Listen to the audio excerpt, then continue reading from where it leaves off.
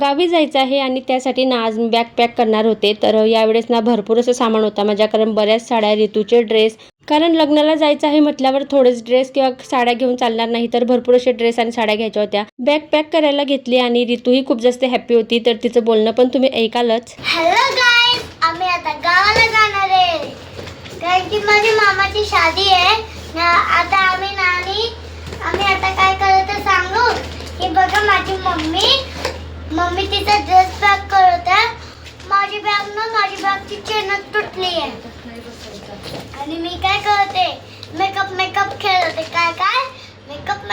तर तुम्ही ऋतूचं बोलणं ऐकलंच असेल, किती क्यूट बोललेले आहे. तर इथे ना सर्व बॅग माझी पॅक करून झाली. त्यानंतर घर क्लीन करून घेतलं आणि आज ना संध्याकाळी मला एका ठिकाणी पूजेला जायचं होतं, तर त्यासाठी मी संध्याकाळी रेडीसुद्धा झाले.